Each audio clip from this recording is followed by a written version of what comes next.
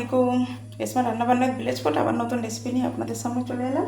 আজকে আমি বানাবো লাউ পাতায় ছোটো মাছের পাতুরি। দেখুন, এখানে লাউ পাতা ধুয়ে পরিষ্কার করে নিয়েছি। এতে ছোটো মাছ নিয়েছি। এখানে আমি একদম মিহি করে পেঁয়াজ কেটেছি, দেখুন খুব পাতলা করে কেটেছি। এবার এর মধ্যে নুন,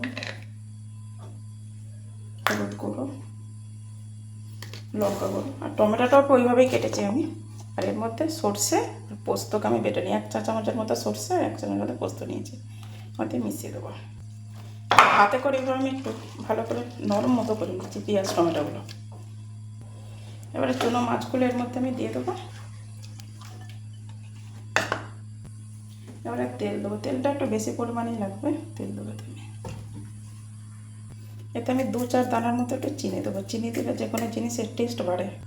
এবারে একটা করে লাউ পাতা নেবো, নিয়ে উল্টো দিকটা এভাবে করে আমি এটা লাউ পাতাই বানাচ্ছি। আপনার কলা পাতাতেও বানাতে পারেন। তার ক্ষেত্রে কিন্তু কলা পাতাটাকে একটু সেঁকে নিতে হবে, নাহলে এই মোড়ার সময়তে ভেঙে যাবে। মোড়ে এবারে আমি টুথপিকগুলো এবারে রেখেছিলাম, টুথপিকগুলো দিয়ে দেবো এইভাবে। দেখুন এইভাবে মনে নিয়েছি। আর এভাবে একটা দিয়েছি, লম্বাভাবে একটা দিয়েছি। যদি মনে হয় এই জায়গাটা ফাঁক আছে, তার ক্ষেত্রে আরেকটা ব্যবহার করবেন। ওটাতে চেরা কাঁচা লঙ্কা দিতে ভুলে গেছি। চেরা কাঁচা লঙ্কা একটু উপরে দিয়ে দেবেন, এইভাবে দিতে ভুলে গিয়েছিলাম। দেখুন এইভাবে সব মুড়ে নেবো। দেখুন কড়া বসিয়ে দিয়েছি। এবারে একটু অল্প করে একটু সাদা তেল দিলাম। এই তেলের মধ্যে এবারে পাতুরিগুলো আমি দিয়ে দেবো। একদম লো ফ্লেমে হবে।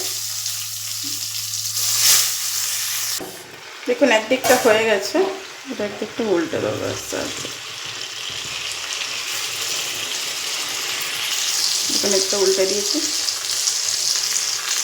দেখুন পাতুরিটা হয়ে গেছে। এবারে বন্ধ করে দিলাম গ্যাস।